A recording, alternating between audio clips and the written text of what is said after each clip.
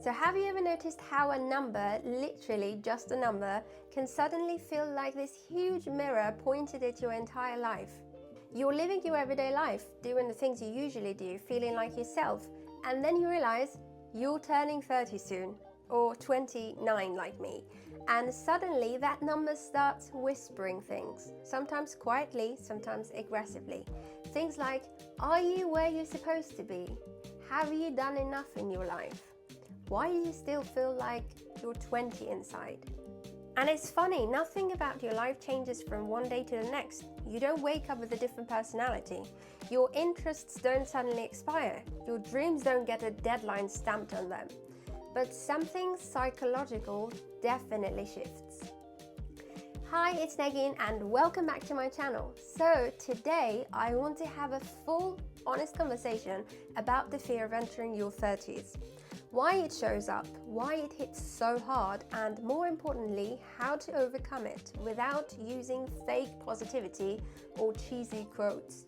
Because this fear is real and it doesn't make you dramatic or late or failing, it just makes you human. So let's get into it.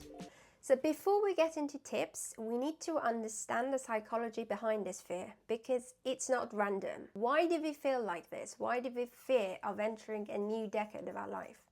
So I think it's because our brains love milestones. So humans are deeply symbolic creatures. We create meaning out of beginnings and endings like New Year's, birthdays, Mondays, when I turn X, all of it. A new decade feels like a psychological checkpoint, so our brains automatically start evaluating the past and predicting the future.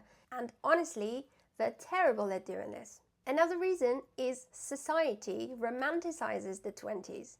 So whether you like it or not, there's this global narrative that your 20s are the decade of freedom, youth, beauty, opportunity, spontaneity, all the firsts, basically. So when you feel that decade slipping away, it can feel like you're losing access to some magical, socially approved window of possibility. But that window is imaginary, it was never real. Comparison intensifies the fear.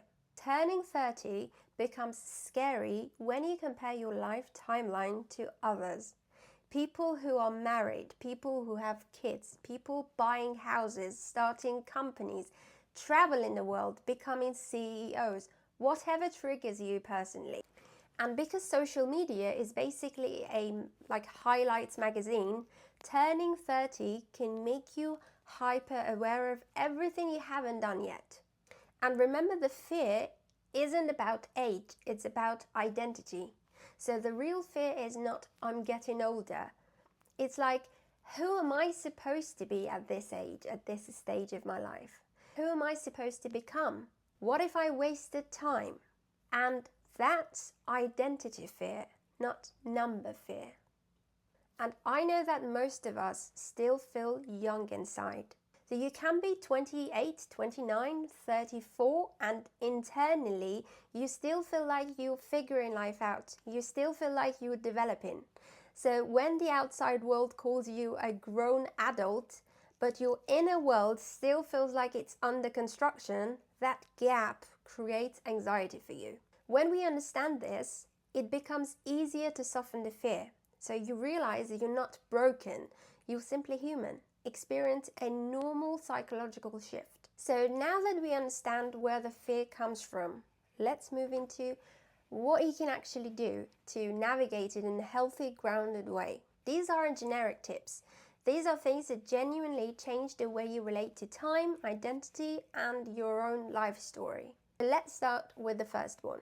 So tip number 1 is to reframe your 30s as the decade of clarity. A lot of people speak about the 20s like they're this golden era, but think about what your 20s actually are. You're figuring out who you are. You're making mistakes that shape you. You're meeting people who influence you for better or for worse. You're guessing, experimenting, trying things that sometimes fail. I would say your 20s are a construction decade. They're like the trial version of adulthood.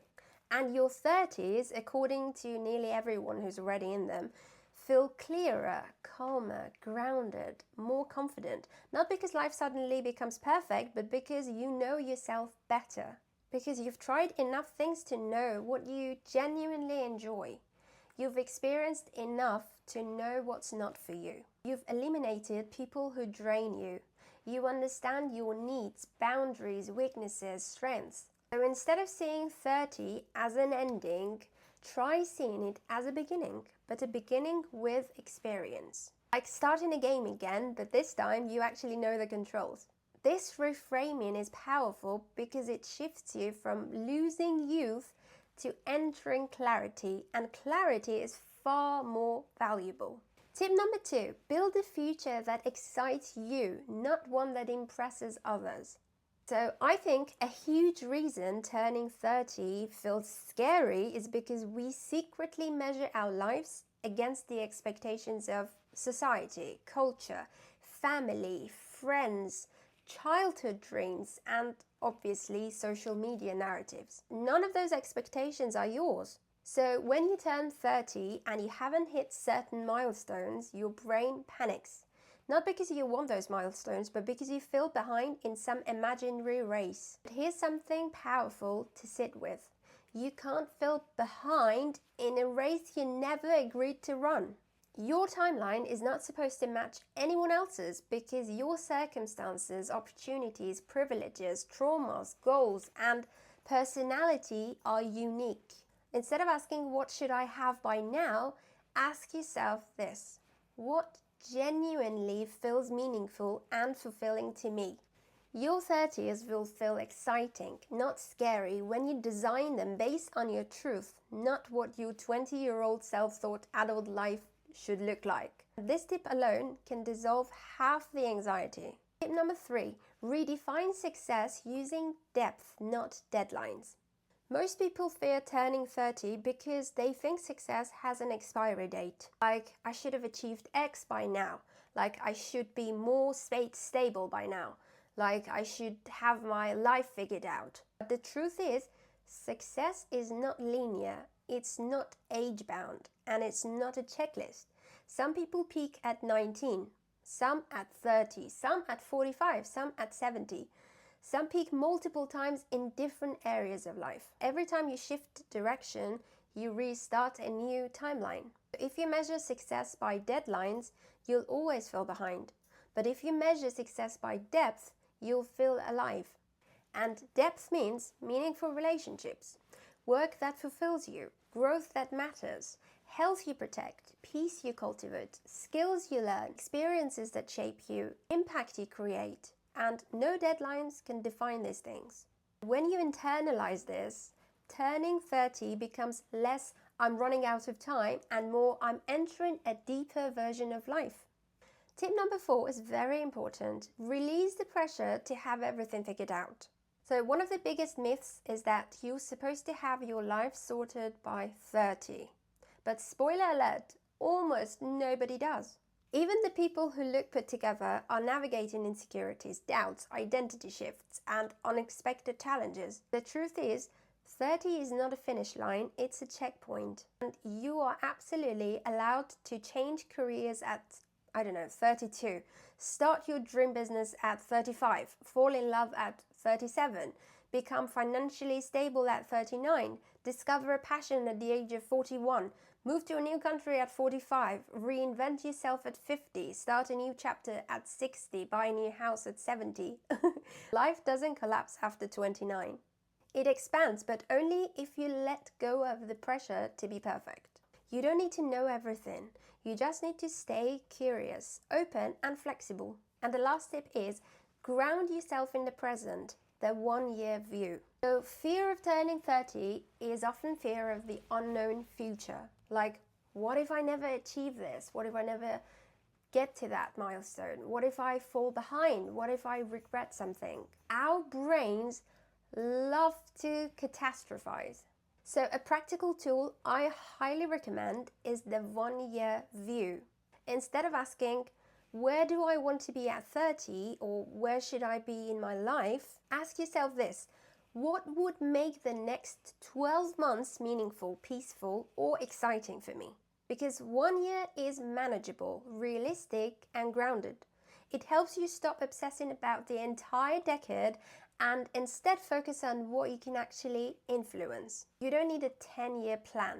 You just need 1 year of intentional living. And that alone can transform your 30s into something powerful. So let's go deeper for a moment. You are not late, you are not behind, you are not supposed to be somewhere else by now. Your life is not a countdown, it's not a race, it's not a competition, it's not a comparison chart. Your life is a story, a long story. A story with chapters you haven't even imagined yet. You have no idea who you're going to meet in your 30s, what opportunities will unfold, what skills you will discover, what parts of yourself will grow, what dreams you'll uncover. You haven't even met all the people who will love you yet. You haven't lived all the experiences that will shape you. You haven't created all the memories you'll cherish. Your 30s are not a deadline. They are an expansion, a deeper you, a wiser you, a more grounded you. Turning 30 doesn't mean you're running out of time. It means you finally understand how valuable time actually is. So as you approach 29 and eventually hit 30, I want you to hold on to this. Age does not take anything away from you. Age adds. It adds clarity, it adds resilience, it adds self-awareness, it adds emotional intelligence, it adds perspective. Turning 30 is not the closing of a chapter. It's the opening of a richer one.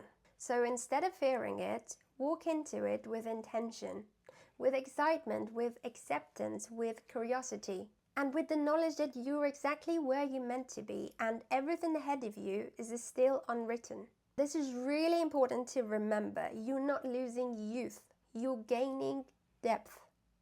And trust me, depth is far more beautiful. Thank you so much for watching this and spending this time with me. If you're entering your late 20s, early 30s, or even beyond, I hope this made you feel less alone, less pressured, and more hopeful about what's coming next. Because what's coming is good and you're ready for it. See you in the next one. Bye.